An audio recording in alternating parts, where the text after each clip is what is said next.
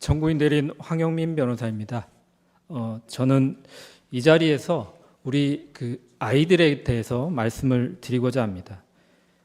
2024년 12월 3일 비상계엄, 대한민국의 아이들은 이날을 어떻게 기억하고 피청구인의 행위를 무엇이라 배우고 자랄 것인지에 대한 얘기를 드리고 싶습니다. 45년 만에 비상계엄, 국회에 착륙한 군용 헬기와 의사당에 난입한 군인들, 현직 대통령 체포와 이를 막는 경호원들, 법원을 아수라장으로 만든 일군의 무리들, 그리고 바로 이 심판정에서 계엄은 경고성이고 계몽령이라는 피청구인의 태도, 피청구인이 일으킨 비상계엄과 내란 사태, 2달이 넘는 기간 매일 벌어지는 혼란 속에서 지금 아이들은 무슨 일만 있으면 계엄을 선포한다라는 웃지 못할 장난을 치고 있습니다. 그리고 한편으로는 학교와 가정에서 계엄이 무엇인지, 대통령이 왜 그랬는지, 그리고 탄핵은 무엇이고 또 헌법과 민주주의는 또 무엇인지 끊임없이 질문을 던지고 있다고 합니다. 저 역시 마찬가지입니다. 지난 2달 동안 제 아이로부터 어떤 이유로 제가 늦게 들어오고 주말에도 함께 놀지 못하는지, 우리 일상에 발생한 이 사건이 무엇인지 질문을 받고 있습니다. 바야흐로 온 국민이 역사책에서나 봤던 계엄으로 인해 헌법을 공부해야 하고 대통령의 권한과 의무에 대해 우리 아이들에게 어떻게 답해 주어야 할지 고민해야 하는 상황입니다. 그러나 곤혹스러운 것은 비단 계엄이나 탄핵, 대통령의 헌법수호 의무와 같은 어려운 개념이나 헌법 조항을 어떻게 쉽게 설명할지가 아닙니다. 질문하는 아이들에게 대통령은 전시, 사변 또는 이에 준하는 국가 비상 사태가 있을 때 공공의 안녕 질서를 유지하기 위해 계엄을 선포할 수 있어 라고 계엄 요건을 설명해 주더라도 다시 돌아오는 질문은 항상 똑같습니다. 그래서 왜 대통령은 계엄을 한 거야? 라는 질문입니다. 우리가 곤혹스러운 이유는 근본적으로 답해 줄 수 없는 바로 이 질문이 있기 때문입니다. 평화로웠던 12월 그날에 왜 비상계엄을 선포했는지, 군인들을 국회의사당에 보낸 이유가 무엇인지, 국회의원들을 끌어내려고 한 까닭이 무엇인지 등에 대해 상식적이고 합리적인 설명이 불가능하기 때문입니다. 탄핵 심판의 변론이 마무리되는 지금도 마찬가지입니다. 여전히 피청구인으로부터 왜 그랬는지라는 질문에 대한 합리적인 답변을 듣지 못하고 있습니다.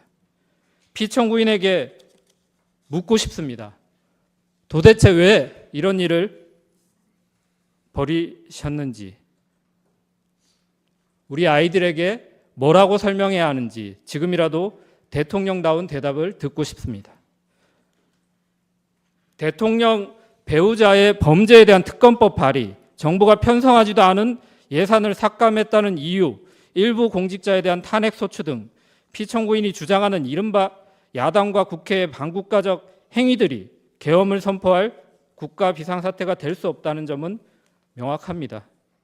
피청구인과 사전 공무원 국방부 장관을 제외하고 어떤 국무위원도, 이 재판정에서 증언한 국무총리도, 경제수석도, 안보실장도, 국정원장도 동의하지 못한 국가 비상사태는 피청구인의 몽상에 불과합니다. 억지로 이유를 생각해 보자면 야당과 국회의 견제로 피청구인이 원하는 정책을 마음껏 펼치지 못했다는 것이 유일한 이유로 보입니다. 하지만 국회는 대화와 타협의 대상이지 억압과 척결의 대상이 아닌 것은 너무나 당연합니다.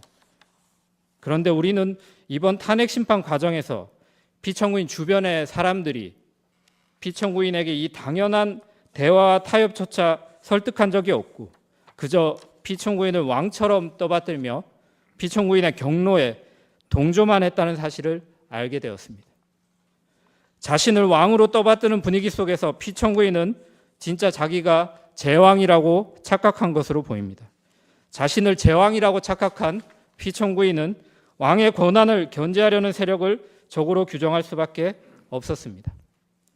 자기 주변의 모든 사람들이 자신을 왕으로 대해주는데 도대체 왜 국회만 자신을 왕으로 인정해주지 않느냐며 분노했을지도 모르겠습니다. 그러다 피청구인은 군대를 동원하여 진짜 제왕이 되고자 하였습니다. 이번 계엄은 국회에 대한 경고용이었다라는 피청구인의 변명을 믿어본다면 피청구인은 아마도 군사력을 과시하여 제왕의 권위를 떨쳐보이려 했던 것 같기도 합니다. 하지만 대통령은 왕이 아닙니다. 우리 아이들에게 대통령을 왕이라고 가르칠 수는 없습니다. 국민이 대통령을 왕으로 대우하는 순간, 대통령이 스스로 자신을 제왕이라고 착각하는 순간 대한민국은 더 이상 민주공화국일 수 없습니다.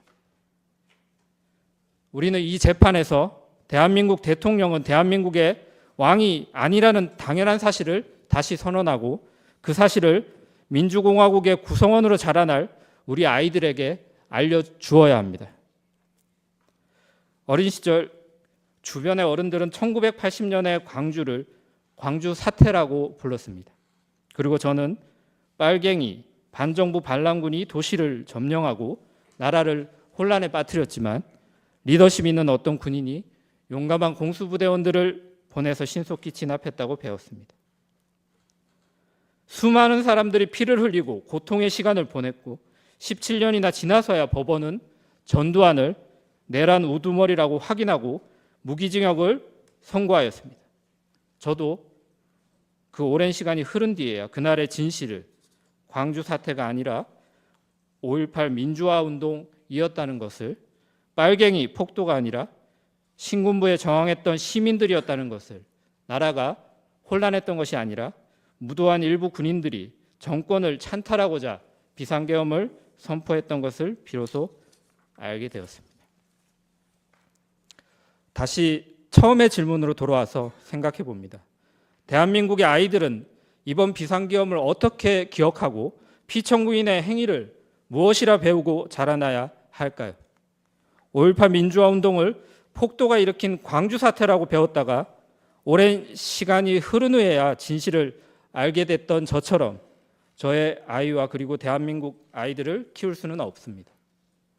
피청구인이 말하는 경고성 계엄을 그럴 법하다고 생각하고 계엄령을 계몽령이라고 한없이 가볍게 생각하고 서부지법 폭동 사태를 미화하는 내용을 보고 듣고 자라는 제 아이, 우리나라의 아이들을 상상하기조차 어렵습니다. 이번 헌법재판소의 결정은 대한민국을 살아갈 우리 아이들의 배움과 사고를 결정지을 것입니다.